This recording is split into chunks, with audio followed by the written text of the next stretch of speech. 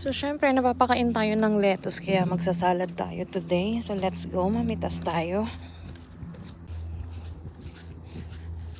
So, yarn. So, nandito yung ating mga lettuce. So, ito kasi, di ba sa mga restaurant, pag kumakain tayo, mga ganito lang kalalaki yung mga nakikita nating mga dahon-dahon ng lettuce. So, nag-hail yata kagabi. Ayan o, may mga butas-butas na naman yung mga dahon. So, yan. O, diba? Ang ganda. Fresh na fresh. Kasing fresh nyo, syempre. Yun o, ang ganda ng dahon, no? Tapos, may mitas akong konti na na. Ayan o, nasira-sira yung mga dahon.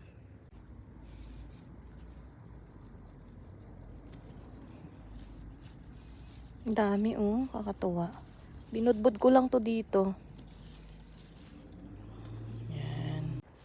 So, ang pipitasin ko, syempre, pang isang meal lang. Tapos, pag gusto ko ulit, mamimitas na lang tayo. So, yan oh, di ba? Ang ganda. Mamitas lang tayo ng ilang peraso. Para may crunchy-crunchy lang yung ating salad. Ba't parang malabo siya?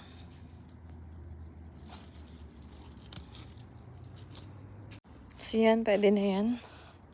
Pang isang meal, di ba? Let's go.